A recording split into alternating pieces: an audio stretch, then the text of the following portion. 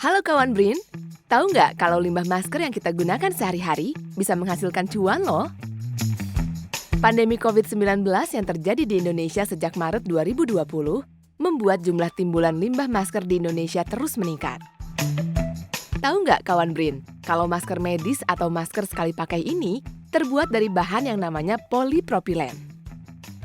Polipropilen ini merupakan salah satu jenis plastik dan kawan Brin pasti sudah tahu dong kalau plastik merupakan limbah yang membutuhkan waktu yang lama, bahkan bisa ratusan tahun untuk dapat terurai. Limbah ini kalau dibuang sembarangan bisa jadi sumber penularan penyakit dan sedihnya, ternyata limbah ini banyak ditemukan di sungai dan laut yang mengancam ekosistem laut.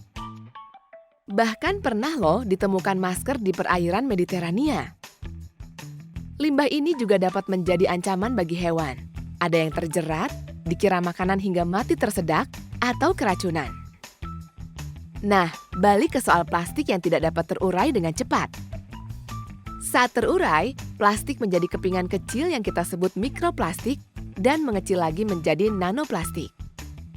Prosesnya, penguraian ini bisa menyerap racun dan pencemar organik. Artinya, kalau ada fauna laut menelan mikroplastik, maka fauna itu bisa keracunan.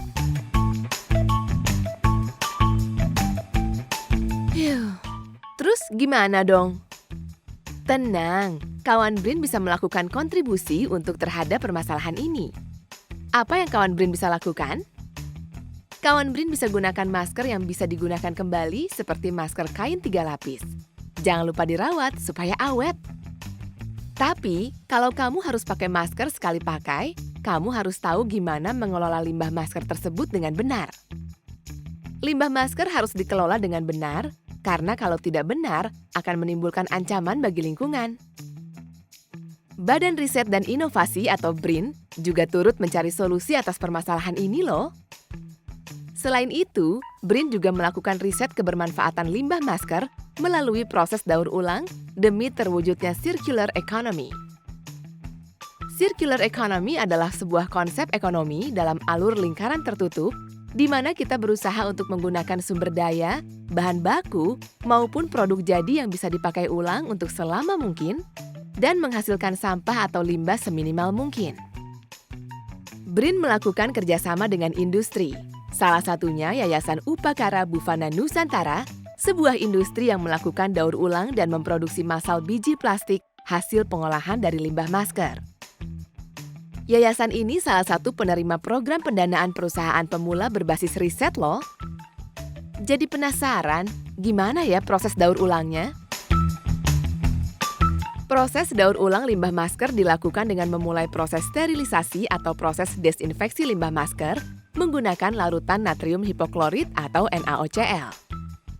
Kemudian diekstrusi atau pelelehan limbah masker yang telah dikeringkan dan dipotong kecil pada suhu 170 derajat Celcius menjadi biji plastik atau pelet hingga dapat dicetak menjadi produk baru yang diinginkan seperti pot hidroponik, bak sampah, atau kantong sampah. Oh iya, kawan BRIN juga bisa ikutan untuk mendapatkan dana startup ini loh. BRIN menawarkan program pendanaan startup atau rintisan berbasis hasil riset agar mampu berkembang menjadi perusahaan pemula yang mendatangkan keuntungan dan berkelanjutan. Kamu bisa ke laman pendanaan -risnov.brin.go.id ya untuk informasi lebih lengkap. Sampai jumpa di Bertanya Sains berikutnya kawan BRIN. Sehat-sehat selalu ya!